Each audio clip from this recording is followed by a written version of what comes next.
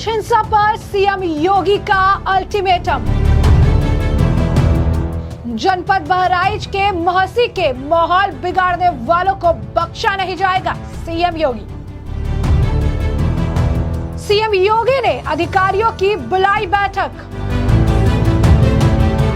योगी के डर से कांपे उपद्रवी। नमस्कार, मैं अंजलि मिश्रा, स्वागत है आप सभी का द न्यूज में। उत्तर प्रदेश के बहराइच में हुई हिंसा को लेकर तनाव का माहौल है और इस हिंसा में मारे गए राम गोपाल मिश्रा के परिजनों ने शव को सड़क पर रखकर जमकर हंगामा किया। जहां हिंसा हुई वहां के एक अस्पताल और बहराइच के शोरूम को आग के हवाले कर दिया गया। इतना ही नहीं, घरों में भी तोड़फोड़ और आगजनी की गई। पूरे इलाके में पुलिस फोर्स तैनात कर दिया गया है। वहीं बहराइच हिंसा को लेकर मुख्यमंत्री योगी आदित्यनाथ ने भी उच्च अधिकारियों की बैठक बुला ली है। सीएम योगी ने बैठक में दंगाइयों से सख्ती से निपटने के आदेश दिए हैं। उन्होंने अधिकारियों को आदेश दिए कि बवाल को लेकर अफवाह फैलाने वालों से सख्ती से निपटें। उन्होंने कहा कि आरोपियों की जल्द से जल्द गिरफ्तारी की जाए। इससे पहले भी देर रात मुख्यमंत्री योगी आदित्यनाथ ने घटना का संज्ञान लेते हुए कहा था कि माहौल खराब करने वालों को बख्शा नहीं जाएगा। उन्होंने अधिकारियों को निर्देश दिए थे कि उपद्रवियों की पहचान कर उनके खिलाफ सख्त से सख्त कार्रवाई की जाए।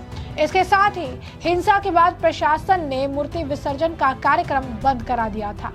सीएम योगी ने मूर्ति विसर्जन को फिर से शुरू करने का भी आदेश दे दिया है। तो ऐसे में आपको बता दें कि मुख्यमंत्री योगी आदित्यनाथ ने साफ तौर पर जो है पोस्ट जो किया था उसके जरिए उन्होंने बात ये साफ कर दी थी कि जो उपद्रवी है उनके खिलाफ एक्शन जो है लिया जाएगा। सीएम योगी आदित्यनाथ ने अपने ऑफिशियल एक्स हैंडल से लिखा था, जनपद बहराइच के महसी में माहौल बिगाड़ने वालों को बख्शा नहीं जाएगा। सभी को सुरक्षा की गारंटी, लेकिन उपद्रवियों और जिनकी लापरवाही से घटना घटी है ऐसे लोगों को चिन्हित कर कठोरतम कार्रवाई के निर्देश दिए हैं।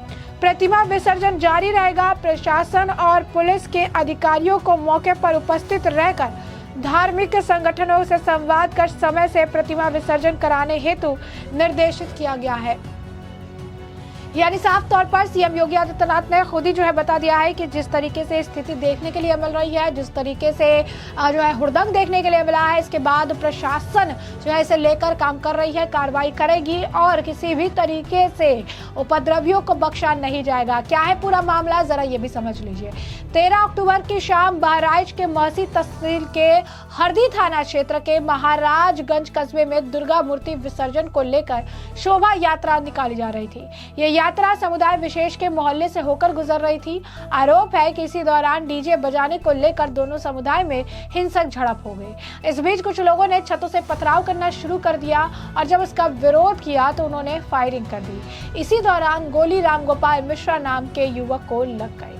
बता दें आपको कि इस हिंसक झड़प में करीब 15 लोग घायल हो गए। उन्हें अस्पताल ले जाया गया, जहां डॉक्टरों ने राम गोपाल मिश्रा को मृत घोषित कर दिया।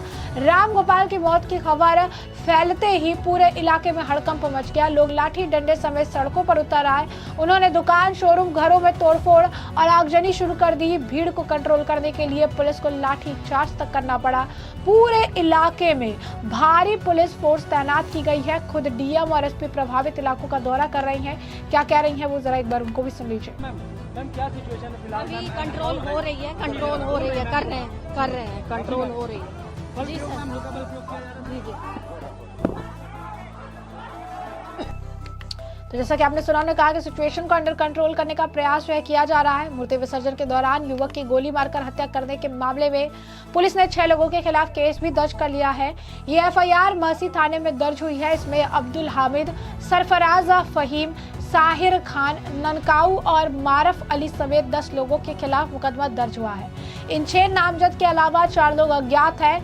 अब तक पुलिस ने इस मामले में 30 से ज्यादा लोगों को हिरासत में लिया है। बहराइच एसपी ने क्या बताया, बता दें आपको कि एसपी वृंदा शुक्ला ने बताया कि अपनी जिम्मेदारी में लापरवाही बरतने को लेकर थाना प्रभारी, महसी चौकी प्रभारी को निलंबित कर दिया गया है। पूरे घटनाक्रम की सघन जांच की जा रही है। किसी को भी बख्शा नहीं जाएगा। फिलहाल बवाल करने वालों की धरपकड़ जारी है। 30 लोगों को हिरासत में ले लिया गया है।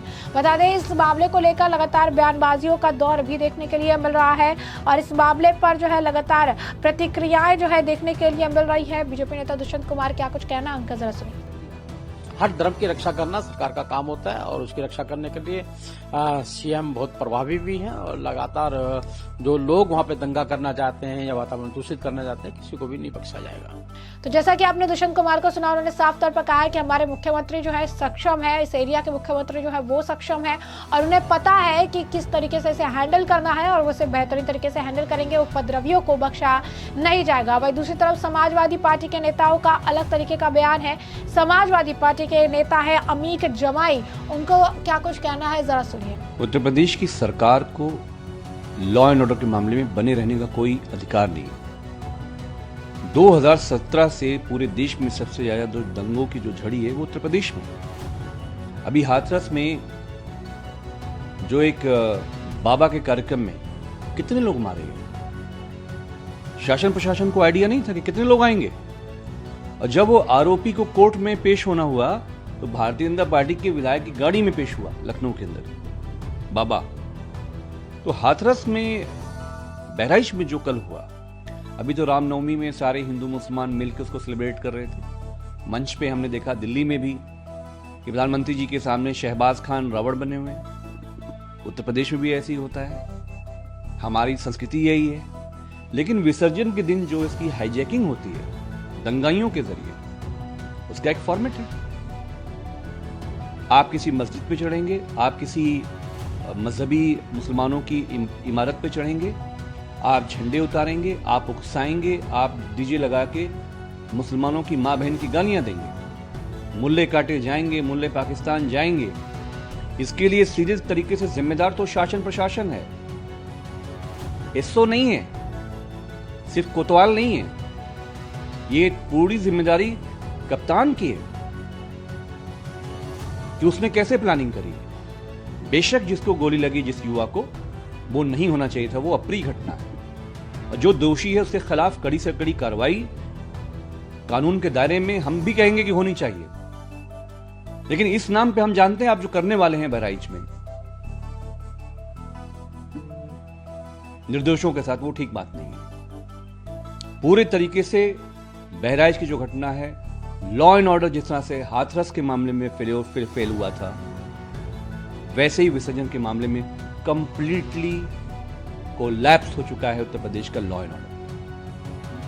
तो जैसा कि आपने सुना कि अमीक जमाई का ये कहना है कि हिंदू जो है भड़का रहे थे और भड़काने की वजह से कहीं ना कहीं एक्शन जो है हुआ है। उन्होंने इसे लेकर प्रशासन की ही गलती बता दी है और साथ ही साथ जो है साफ तौर पर इस चीज़ का वो समर्थन भी अपने बयान से जो है करते नजर आ रहे हैं। कह रहे हैं कि वहाँ पर जाकर भड़काया जाता है, चीज़ें की जाती है, इसके बाद ये चीज़ें देखने के लिए मिली है। जिसकी मृत्यु हुई है वो तो गलत है, उस चीज़ में जो भी है उनके खिलाफ एक्शन होना चाहिए, लेकिन इसके लिए पूरी तरीके से वो जिम्मेदार जो है वो पुलिस प्रशासन और जो है सरकार को ठहराते नजर आ रहे हैं। लेकिन साफ तौर पर सीएम योगी आदित्यनाथ ने अब जिस तरीके से अल्टीमेटम दे दिया है, बड़ी बैठक जो है उन्होंने की अधिकारियों के साथ और जल्द से जल्द जो लोग भी इस मामले में इन्वॉल्व है उनकी धरपकड़ करने की बात कही है। और साथ ही साथ उन्होंने कहा है कि किसी भी तरीके की नरमी नहीं बख्ती जाएगी, सख्त तरीके से निपटारा किया जाएगा, कठोर कार्रवाई की जाएगी, कानून को जो आप कहेंगे कानून का राज जो है फिर से स्थापित किया जाएगा। जिसके बाद ये कहा जा रहा है कि सीएम योगी आदित्यनाथ के इस एक्शन से अब उपद्रवी जो है थर थर कांपते नजर आ रही हैं। तो ऐसे में हमने आपको ये जो पूरा मामला है ये बड़ा विस्तार से बताया है कि ये पूरा मामला क्या है। इस मामले पर अब आपकी भी जो राय हो